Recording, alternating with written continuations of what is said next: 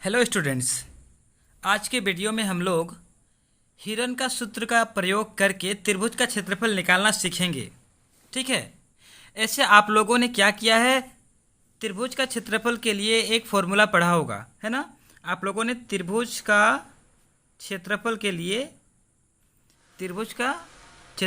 आपने एक फॉर्मूला पढ़ा होगा, वो है 1/2 गुना आधार गुना ऊंचाई।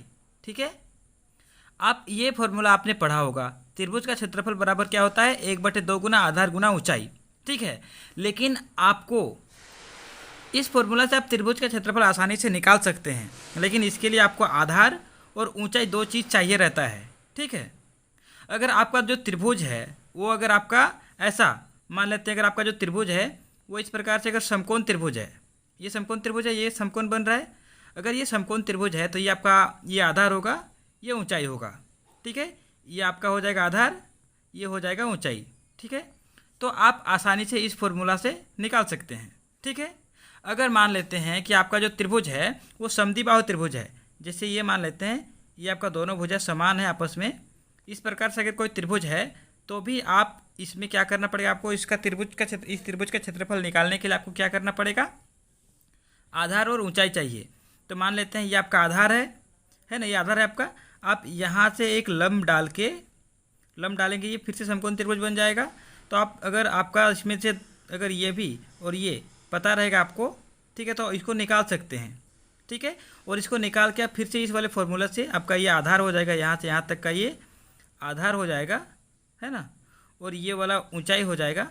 और आप इस फॉर्मूला से फिर से इसको भी, मतलब अगर समद्विबाहु त्रिभुज भी रहा तो भी आप इस फॉर्मूला से इसका क्षेत्रफल निकाल सकते हैं। उसी प्रकार से अगर आपका समबाहु त्रिभुज रहा, अगर आपका समबाहु त्रिभुज रहा तो भी आप इसको, है ना, क्या करके, समबाहु त्रिभुज रहा तो भी आप यहाँ पे एक लंब डाल के आप ये दो भुजा आप जानेंगे, ये और ये जानेंगे आप, तो इसका ऊंचाई, है ना, ये ऊंचाई आप इससे भी निकाल सकते हैं। लेकिन एक त्रिभुज अगर रहता है जिसको हम लोग क्या बोलते हैं, विषमबाहु त्रिभुज, है ना। अगर आपका विषमबाहु त्रिभुज रहता है, तो उस केस में आपको ऊंचाई निकालने के लिए बहुत दिक्कत होगा। तो आपको उस केस में हिरन का सूत्र से उसका क्या करना है, क्षेत्रफल निकालना है।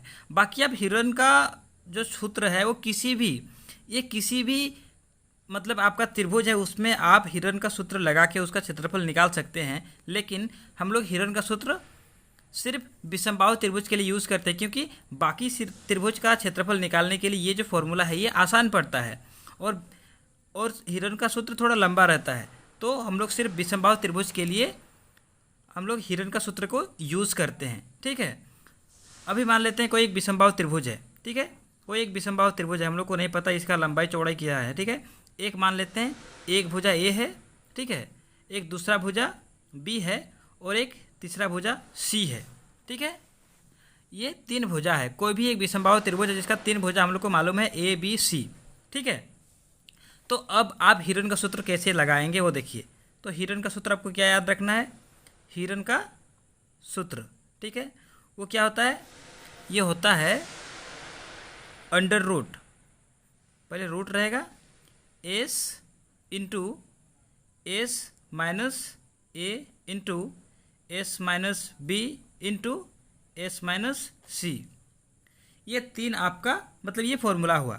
उसमें से ए बी सी क्या है, 3 भुजाएं हैं। ठीक है। और जो एस है ना, जहाँ ए बी तथा सी, ए बी तथा सी क्या है, त्रिभुज के भुजाएं हैं, है ना।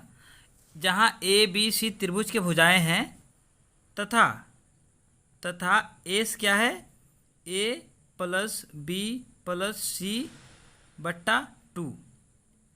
मतलब ये क्या हो गया, एस क्या है, ए प्लस बी प्लस सी बट्टा 2, जिसको हम लोग क्या बोल सकते हैं, अर्ध परिमाप। ठीक है। अर्ध परिमाप मतलब परिमाप का आधा, परिमाप बट्टा 2। त्रिभुज का परिमाप क्या होता है, तीनों भुजाओं का योग, ए प्लस बी प्लस सी बट्टा 2। तो ये क्या है, अर्ध परिमाप है। ठीक है। तो आपको त्रिभुज का क्षेत्रफल निकालने के लिए क्या करना है, सबसे पहले आपको तीनों भुजा निकालना है, ए बी सी। और अगर तीनों भुजा आपको पता है तो आप एस निकालेंगे। सबसे पहले एस कैसे निकालेंगे, ए प्लस बी प्लस सी बटा 2, ये एस निकल जाएगा। और अगर सारे भुजा आपको पता रहेगा तो आप इस फॉर्मूला से त्रिभुज का क्षेत्रफल निकाल सकते हैं। ठीक है। तो एक एग्जाम्पल लेते हैं और इसको कैसे निकालना है वो हम लोग निकाल के देखते हैं। ठीक है, एक एग्जाम्पल लेते हैं। अभी आप लोगों को मैंने ये बताया कि त्रिभुज मतलब हिरन का सूत्र को हम लोग कैसे यूज़ करते हैं, है ना। क्यों यूज़ करते हैं, क्योंकि एक तो फॉर्मूला हम लोग के पास है, त्रिभुज का क्षेत्रफल बराबर 1/2 गुना आधार गुना ऊंचाई। ये तो फॉर्मूला हम लोग के पास है, इससे हम लोग निकाल सकते हैं। लेकिन क्योंकि अगर कोई विषमबाहु त्रिभुज रहता है तो उसका ऊंचाई निकालने के लिए हम लोग को बहुत दिक्कत होता है और उसको निकालने का हम लोग को कोई सुविधा मालूम नहीं रहता है। तो हम लोग क्या करते हैं, उस केस में हम लोग हिरन का सूत्र का यूज़ करते हैं। इसका मतलब ये नहीं है कि हिरन का सूत्र सिर्फ विषमबाहु त्रिभुज के लिए है। आप किसी भी त्रिभुज में हिरन का सूत्र लगा के उसका आप क्षेत्रफल निकाल सकते हैं। ठीक है, तो समझते हैं। ठीक है, अभी हम मान लेते हैं कि कोई एक त्रिभुज है हम लोग का, है ना।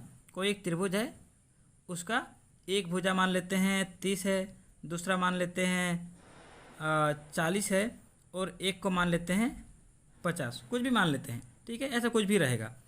तो इस त्रिभुज का आपको क्षेत्रफल निकालना है। ठीक है, तो अब क्या करेंगे, इसका मान लेते हैं, कोई भी नाम दे देते हैं, ए बी सी।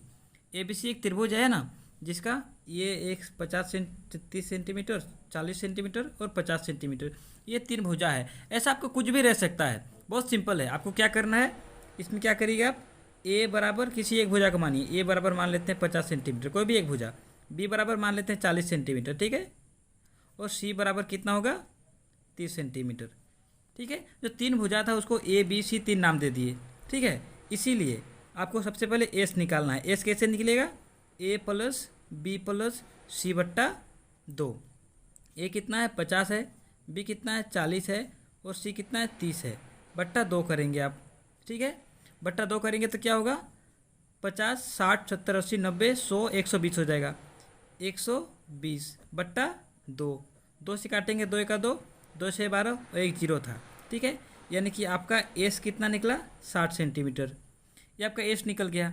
अब एस जब आपका निकल गया तो आपको अब क्या करना है, हिरन का सूत्र लगाना है। ठीक है, जब एस निकल गया तो आपको क्या करना है, हिरन का सूत्र। ठीक है, अब क्या करेंगे, त्रिभुज का क्षेत्रफल।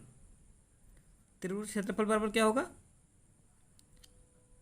ये आपका जो है ना, इसको लिखना है s into s minus a into s minus b into s minus c. ये सिंपल सा फॉर्मूला है। आपको एस मालूम है, एस कितना था अभी हम लोग देख लेते हैं। एस कितना है, एस निकला था हम लोग का 60, बाकी हम लोग का ए कितना है 50, बी कितना है 40, सी कितना है 30। ठीक है, तो हम लोग को पता है। अभी रखेंगे एस कितना था 60 निकाले हैं, है ना। फिर एस माइनस ए मतलब 60 माइनस 50। ठीक है, फिर एस माइनस बी तो 60 माइनस 40, और एस माइनस सी 60 माइनस सी कितना था 30 था, तो 60 माइनस 30। ये आपका रहेगा रूट के अंदर। ठीक है, अभी आप आगे बनाएंगे तो ये 60 रहेगा, ये 60 में से 50 जाएगा तो ये 10 बचेगा, ये 60 में से 40 जाएगा तो यहाँ पे 20 बचेगा। ठीक है, और ये यहाँ पे 60 में से 30 घटेगा तो यहाँ पे 30 बचेगा। ये आपका हो गया। आगे आपको करना है। ठीक है, आगे बनाएंगे हम लोग तो ये क्या हो जाएगा, सबको गुना करेंगे। ठीक है, सबको गुना करेंगे तो क्या हो जाएगा आपका 60 गुना 10 गुना 20 गुना 30। ठीक है, अभी ऐसा है, इसको हम लोग गुना करते हैं। ठीक है, तो आपका जब गुना करेंगे ये, तो ये कैसे कैसे होगा, इसको पहले तोड़ते हैं सबको। अगर 60 को करेंगे तो क्या हो जाएगा, 2 30 में 60 होगा, फिर 2 15 में 30 होगा, फिर क्या होगा 3 5 में होगा। ठीक है, उसी प्रकार से जब आपको 10 को करना है तो क्या हो जाएगा, ये 2 5 में 10 होगा। उसी प्रकार से 20 को करना है तो क्या हो जाएगा, 2 10 और 2 5, इतना हुआ, है ना। उसके बाद जब आप 30 को करेंगे तो क्या हो जाएगा, 30 को करेंगे तो क्या होगा, 2 15 और 3 5। ये सबको इसके अंदर लिखेंगे हम लोग।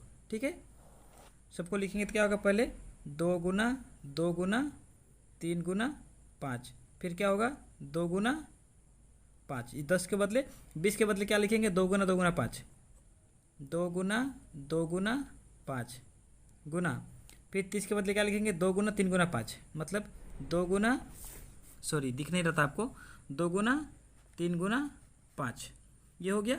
अभी हर दो में से एक निकलेगा, इस दो में से एक दो बाहर निकला, ठीक है।